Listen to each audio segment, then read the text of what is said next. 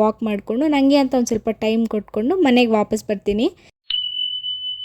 ಹೇ guys, ಎಲ್ರಿಗೂ ನಮಸ್ಕಾರ. Welcome back to my daily vlog. So ಇವತ್ತು ಬೆಳಗ್ಗೆನೇ ಎದ್ದು ಫಸ್ಟು ದೋಸೆಗೆ ನೆನೆಸಾಕಿದ್ದೀನಿ. ಯಾಕಂದರೆ ಈ ನಡುವೆ ಎಷ್ಟೋ ಸಲ ಅನ್ಕೊತಾ ಇದ್ದೀನಿ, ಬಟ್ ನೆನೆಸೋಕ್ಕಾಗಿಲ್ಲ. ಸೊ ದೋಸೆಗೆ ನೆನೆಸಿ ಈ ಕಡೆ ಸ್ವಲ್ಪ ಫ್ರೆಶ್ ಅಪ್ ಆಗಿ ಒಂದು ಸ್ವಲ್ಪ ನೀರು ಕುಡಿದೆ.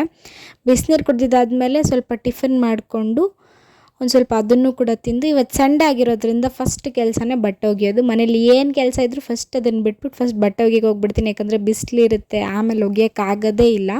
ಸೊ ಆದಷ್ಟು ಬೇಗ ಬಟ್ಟೆ ಒಗಿತೀನೋ ಆದಷ್ಟು ಬೇಗ ನನ್ನ ಮನೇಲೆಲ್ಲ ಕೆಲಸಗಳು ಆಗಿಬಿಡುತ್ತೆ. ಸೊ ಆಮೇಲೆ ಜಾಗ ಕೂಡ ಇರಲ್ಲ ಅಂತ ಅಂದ್ಬಿಟ್ಟು ಸೊ ಅದಕ್ಕೆ ಮೇಲೆ ಹೋಗಿ ನೀಟಾಗಿ ಎಲ್ಲರ ಬಟ್ಟೆನೂ ನೀಟಾಗಿ ಒಗ್ದಿದ್ದಾಯಿತು.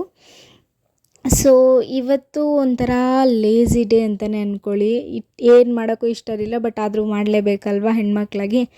ಸೊ ಅದಕ್ಕಾಗಿ ಇನ್ನೇನು ಮಾಡೋಣ, ಇನ್ನು ನಾಳೆಯಿಂದ ಕಾಲೇಜಿಗೆ ಹೋಗಬೇಕು, ಟೈಮ್ ಇರಲ್ಲ ಬಟ್ಟೆ ಒಗೆಯೋಕ್ಕೆ. ಒಂದು ಜೊತೆ 2 ಜೊತೆ ಒಗೆಯೋದಕ್ಕೆ ನನಗೆ ಕಷ್ಟ.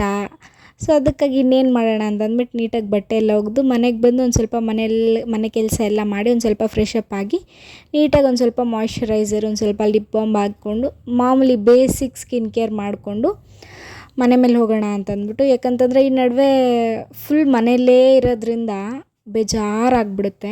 ಸೊ ನಾನೇನು ಮಾಡ್ತೀನಿ ಅಂತಂದರೆ ಒಂದು ಸಂಜೆ ಹಾಗೆ ನನಗೂ ಒಂದು ಸ್ವಲ್ಪ ಟೈಮ್ ಬೇಕು, ಒಂದು ಸ್ವಲ್ಪ ತಣ್ಣಗೆ ಗಾಳಿ ತೊಗೊಳ್ಳೋಣ ಅಂತಂದ್ಬಿಟ್ಟು ನಾನು ಸ್ವಲ್ಪ ಡಿಸೈಡ್ ಆಗಿ ಒಂದು ಸ್ವಲ್ಪ ಗಟ್ಟಿ ನಿರ್ಧಾರ ಮಾಡಿ ಹೋಗಬೇಕು ಅಂತ. ಯಾಕಂತಂದರೆ ಕಾಲೇಜಿಂದ ಬಂದಿದ ತಕ್ಷಣ ಫಸ್ಟ್ ಮನೆಯಲ್ಲೇ ಇರ್ತೀನಿ, ಎಲ್ಲೂ ಎದ್ದೋಗಲ್ಲ.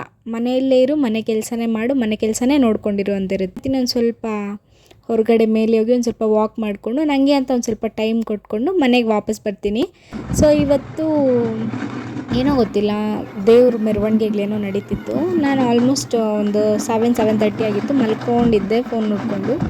ಸೊ ದೇವ್ರು ಬಂದಿತ್ತಲ್ಲ, ಸೊ ಅದನ್ನು ಹಾಗೆ ವಿಡಿಯೋ ಮಾಡಿಕೊಂಡು ಮತ್ತು ದೋಸೆ ಬೆಳಗ್ಗೆ ನೆನೆಸಿಟ್ಟಿದ್ನಲ್ಲ ಅದನ್ನು ಕೂಡ ಒಂದು ಸ್ವಲ್ಪ ರುಬ್ಬಿ, ಪಾತ್ರೆ ಬೆಳಗ್ಗೆಯಿಂದ ತೊಳೆದಿರಲಿಲ್ಲ, ಜಾಸ್ತಿ ಬಿದ್ದಿತ್ತು. ಸೊ ಟಕ ಅಂತ ತೊಳೆಯೋಣ ಅಂತಂದರೆ ಕರೆಂಟ್ ಹೋಗ್ಬಿಡೋದಾ.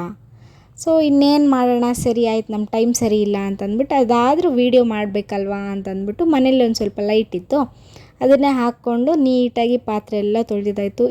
ನಾಳೆ ಬೆಳಗ್ಗೆ ದೋಸೆ ಬೇರೆ ಜಾಸ್ತಿ ಪಾತ್ರೆ ಬೀಳುತ್ತೆ ಅಂತಂದ್ಬಿಟ್ಟು ಬೇಗ ತೊಳೆದು ಕಿಚನೆಲ್ಲ ನೀಟಾಗಿ ಕ್ಲೀನ್ ಮಾಡೋಷ್ಟೊತ್ತಿಗೆ ಸ್ಟೋರೇಜ್ ಜಾಸ್ತಿ ಆಗಿಬಿಡ್ತು. ಸರಿ ಆಯಿತು, ಇಷ್ಟೇ ವಿಡಿಯೋ ಮಾಡೋಕ್ಕಾಗಿತ್ತು. ಸೊ ಇಷ್ಟಾಗಿತ್ತು ನನ್ನ ಡೈಲಿ ವ್ಲಾಗ್. ಮತ್ತೊಂದು ವ್ಲಾಗ್ ಮುಂದೆ ಇರ್ತೀನಿ.